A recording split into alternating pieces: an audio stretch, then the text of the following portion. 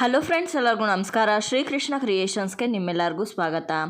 ಇವತ್ತಿನ ಈ ವಿಡಿಯೋದಲ್ಲಿ ನಾಗರ ಪಂಚಮಿ ಹಬ್ಬವನ್ನು ಸರಳವಾಗಿ ಮನೆಯಲ್ಲೇ ಯಾವ ರೀತಿ ಆಚರಣೆ ಮಾಡ್ಬೋದು ಅಂತ ಇವತ್ತಿನ ಈ ವಿಡಿಯೋದಲ್ಲಿ ತಿಳಿಸ್ಕೊಡ್ತಾ ಇದ್ದೀನಿ. ಹಾಗಾದರೆ ಬನ್ನಿ ವಿಡಿಯೋನ ಶುರು ಮಾಡೋಣ. ನೋಡಿ, ನಾಗರ ಪಂಚಮಿ ಹಬ್ಬವನ್ನು ಹುತ್ತ ಹಾಗೆ ನಾಗರ ಕಲ್ಲಿಗೆ ಹೋಗಿ ಪೂಜೆ ಮಾಡಿಕೊಂಡು ಬರೋದು ಒಂದಾದರೆ, ಇನ್ನು ಕೆಲವರು ಮನೆಯಲ್ಲೇ ಬೆಳ್ಳಿ ನಾಗಪ್ಪನ ಇಟ್ಕೊಂಡಿರ್ತಾರೆ. ಅಂಥವರು ಯಾವ ರೀತಿ ಪೂಜೆ ಮಾಡ್ಬೋದು ಅಂತ ಇವತ್ತು ತೋರಿಸ್ತಾ ಇದ್ದೀನಿ. ಮನೆಯಲ್ಲಿ ನಾವು ಯಾವ ರೀತಿ ಬೆಳ್ಳಿ ನಾಗಪ್ಪನ ಇಟ್ಟು ಪೂಜೆ ಮಾಡ್ತೀವೋ ಅದೇ ರೀತಿ ನಾಗರ ಕಲ್ಲಿಗಾಗಿರ್ಬೋದು ಹಾಗೆ ಹುತ್ತಕ್ಕಾಗಿರ್ಬೋದು ಸೇಮ್ ಅದೇ ರೀತಿ ಪೂಜೆ ಮಾಡಬೇಕು. ನಾಗಪ್ಪನ ವಿಗ್ರಹ ಮನೇಲಿ ಇಲ್ಲದೇ ಇದ್ದರೂ ಕೂಡ ಹುತ್ತದ ಮಣ್ಣನ್ನು ಸ್ವಲ್ಪ ತೊಗೊಂಡು ಬಂದು ಅದನ್ನು ಒಂದು ಚಿಕ್ಕ ಬಟ್ಲಿಗೆ ಹಾಕಿ ಕೂಡ ನೀವು ಪೂಜೆಯನ್ನು ಮನೆಯಲ್ಲೇ ಮಾಡ್ಬೋದು. ಅಥವಾ ಈ ರೀತಿಯಾಗಿ ರಂಗೋಲಿಯನ್ನು ಹಾಕ್ಕೊಂಡು ನಾಗಪ್ಪನ ರಂಗೋಲಿಯನ್ನು ಹಾಕ್ಕೊಂಡು ಕೂಡ ನೀವು ಪೂಜೆಯನ್ನು ಮನೆಯಲ್ಲೇ ಸರಳವಾಗಿ ಮಾಡ್ಕೊಳ್ಬೋದು. ರಂಗೋಲಿಯನ್ನು ಅರ್ಶಿನದಿಂದಾಗಲಿ ಅಥವಾ ಅಕ್ಕಿ ಹಿಟ್ಟಿನಿಂದಾಗಲಿ ಹಾಕ್ಕೊಳ್ಬೋದು. ಇನ್ನು ಕೆಲವರು ಅರ್ಶಿನವನ್ನು ಸ್ವಲ್ಪ ನೀರಿನಲ್ಲಿ ಗಟ್ಟಿಯಾಗಿ ಕಲಿಸ್ಕೊಂಡು ಅದರಿಂದ ನಾಗಪ್ಪನನ್ನು ಮಾಡಿ ಅದನ್ನೇ ಇಟ್ಟು ಪೂಜೆ ಮಾಡ್ತಾರೆ. ಇವಾಗ ಈ ನಾಗಪ್ಪನ ಒಂದು ರಂಗೋಲಿ ಹಾಕ್ಕೊಂಡಿದ್ವಲ್ಲ, ಇದಕ್ಕೆ ಅರ್ಶಿನ ಕುಂಕುಮ ಅಕ್ಷತೆಯನ್ನು ಏರಿಸಿ ಆನಂತರ ಬೆಳ್ಳಿ ನಾಗಪ್ಪನನ್ನು ನೀಟಾಗಿ ತೊಳ್ಕೊಬೇಕು. ತೊಳ್ಕೊಂಡಿರುವಂತಹ ನಾಗಪ್ಪನನ್ನು ನಾವು ರಂಗೋಲಿ ಹಾಕ್ಕೊಂಡಿದ್ವಲ್ಲ ಅದ್ರ ಮೇಲೆ ಒಂದು ತಟ್ಟೆಯನ್ನು ಇಟ್ಟು ಹಾಗೆ ಒಂದು ಬಟ್ಲು ಒಳಗಡೆ ಈ ನಾಗಪ್ಪನ ವಿಗ್ರಹವನ್ನು ಇಟ್ಕೊಳ್ತಾ ಇದ್ದೀನಿ.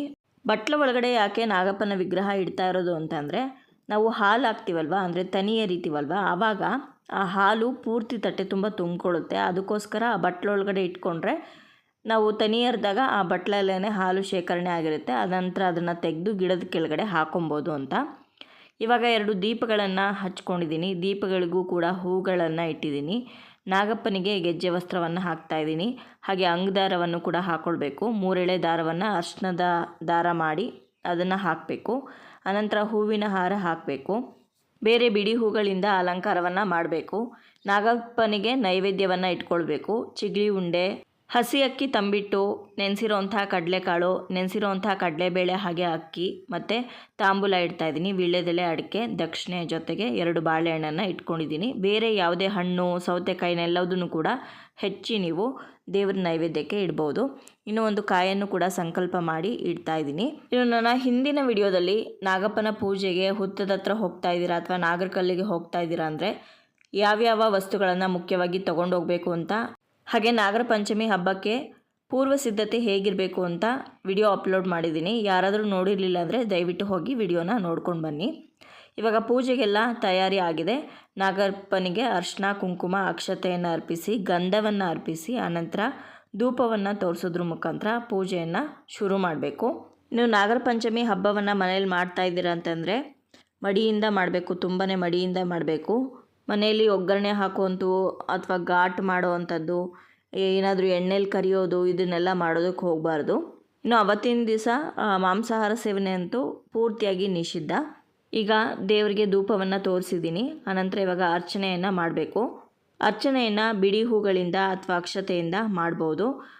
ಬಿಡಿ ಹೂಗಳು ಪತ್ರೆಗಳಿಂದ ದೇವರಿಗೆ ಪೂಜೆಯನ್ನು ಮಾಡ್ಬೋದು. ಅದರಲ್ಲೂ ಮುಖ್ಯವಾಗಿ ತುಳಸಿ ಸಿಕ್ಕಿದ್ರೆ ತುಳಸಿಯಿಂದ ಅರ್ಚನೆ ಮಾಡಿದ್ರೆ ತುಂಬ ಒಳ್ಳೆಯದು ಅಂತ ಹೇಳ್ತಾರೆ. ಇನ್ನು ಅರ್ಚನೆಯನ್ನು ಮಾಡುವಾಗ ಸುಬ್ರಹ್ಮಣ್ಯ ಸ್ವಾಮಿ ದೇವರ ಅಷ್ಟೋತ್ತರವನ್ನು ಹೇಳಿಕೊಂಡು ಅರ್ಚನೆಯನ್ನು ಮಾಡಬೇಕಾಗತ್ತೆ. ಎಲ್ಲ ದೇವರುಗಳ ಅಷ್ಟೋತ್ತರ ಇರುವಂಥ ಬುಕ್ಕು ಇವಾಗ ಎಲ್ಲ ಗ್ರಂಥಿಗೆ ಅಂಗಡಿಗಳಲ್ಲಿ ಸಿಗುತ್ತೆ. ಅದನ್ನು ಒಂದ್ಸಲಿ ತೊಗೊಂಡು ಬಂದು ಇಟ್ಕೊಂಡ್ರೆ ನೀವು ಯಾವುದೇ ದೇವ್ರ ಪೂಜೆ ಮಾಡಿದ್ರೂ ಕೂಡ ಎಲ್ಲ ದೇವರ ಅಷ್ಟೋತ್ತರಗಳನ್ನ ಹೇಳ್ಕೊಂಡು ಪೂಜೆ ಮಾಡುವಂಥದ್ದು ತುಂಬ ಸುಲಭ. ಹಾಗಾಗಿ ಒಂದ್ಸಲ ತಂದಿಟ್ಕೊಂಡ್ರೆ ಎಲ್ಲ ಪೂಜೆಗೂ ಅನುಕೂಲ ಆಗುತ್ತೆ. ಇಲ್ಲದೇ ಇರೋರು ನೀವು ಯೂಟ್ಯೂಬಲ್ಲಿ ಸುಬ್ರಹ್ಮಣ್ಯ ಸ್ವಾಮಿ ಅಷ್ಟೋತ್ತರ ಅಂತ ಟೈಪ್ ಮಾಡಿದ್ರೆ ನಿಮಗೆ ಸಿಗುತ್ತೆ. ಹಾಕ್ಕೊಂಡು ಪ್ಲೇ ಮಾಡಿ ನೀವು ಅರ್ಚನೆಯನ್ನು ಮಾಡ್ಬೋದು.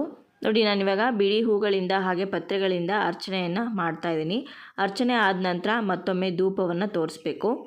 ಧೂಪ ಆದ ನಂತರ ನೈವೇದ್ಯಕ್ಕೆ ಏನೇನು ಇಟ್ಕೊಂಡಿರ್ತೀವೋ ಅದನ್ನೆಲ್ಲ ದೇವರಿಗೆ ನೈವೇದ್ಯ ಮಾಡಿ ಕಾಯನ್ನು ಸಂಕಲ್ಪ ಮಾಡಿಟ್ಟಿದ್ವಲ್ಲ ಆ ಕಾಯನ್ನು ಒಡ್ಕೊಂಡು ಬಂದು ನೈವೇದ್ಯವನ್ನು ಮಾಡಬೇಕು. ನೈವೇದ್ಯ ಆದ ನಂತರ ಕರ್ಪೂರವನ್ನು ಹಚ್ಕೊಂಡು ಮಹಾಮಂಗಳಾರತಿಯನ್ನು ಮಾಡಬೇಕು.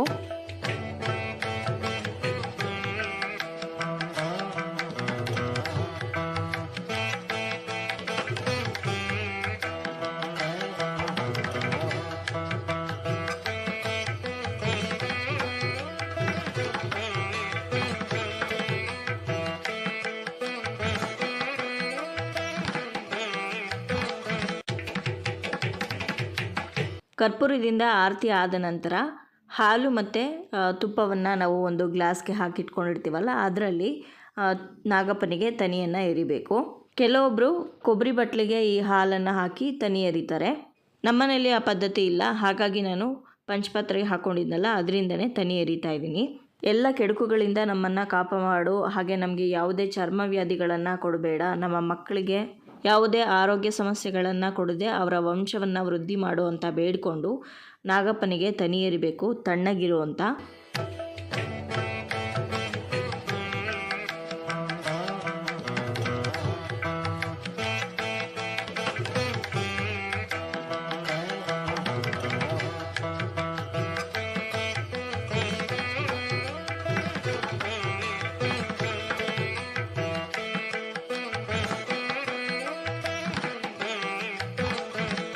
ನಾಗಪ್ಪನಿಗೆ ತನಿಯೆಲ್ಲ ಎರೆದ ಮೇಲೆ ಕೆಂಪು ನೀರಿನ ಆರತಿಯನ್ನು ದೇವರಿಗೆ ಮಾಡಬೇಕು.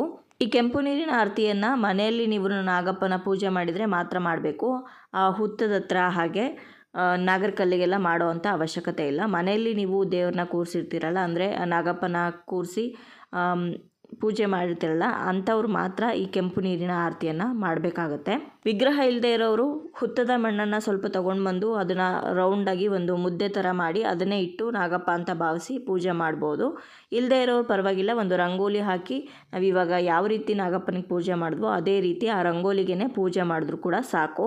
ಈ ರೀತಿಯಾಗಿ ಸರಳವಾಗಿಯೇ ನಾವು ನಾಗರ ಪಂಚಮಿ ಹಬ್ಬವನ್ನು ಮನೆಯಲ್ಲಿ ಆಚರಣೆ ಮಾಡ್ಬೋದು.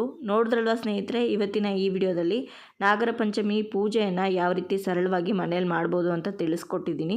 ಇವತ್ತಿನ ಈ ವಿಡಿಯೋ ನಿಮ್ಮೆಲ್ಲರಿಗೂ ಇಷ್ಟ ಆಗಿರ್ಬೋದು, ಯೂಸ್ಫುಲ್ ಆಗಿರ್ಬೋದು ಅಂತ ಭಾವಿಸ್ತೀನಿ. ಇಷ್ಟ ಆಗಿದ್ರೆ ಲೈಕ್ ಮಾಡಿ, ಬೇರೆಯವ್ರಿಗೂ ಕೂಡ ಈ ವಿಡಿಯೋನ ಶೇರ್ ಮಾಡಿ. ಇನ್ನು ನಿಮ್ಮ ಅನಿಸಿಕೆ ಅಭಿಪ್ರಾಯಗಳನ್ನ ಖಂಡಿತವಾಗ್ಲೂ ಕಮೆಂಟ್ ಮುಖಾಂತರ ತಿಳಿಸಿ. ಮತ್ತೊಂದು ಪೂಜಾ ಮಾಹಿತಿಯೊಂದಿಗೆ ಭೇಟಿ ಆಗ್ತೀನಿ. ಅಲ್ಲಿಯವರೆಗೂ ಧನ್ಯವಾದಗಳು. ಲೋಕ ಸಮಸ್ತ ಸುಖಿನೋ ಭವಂತು.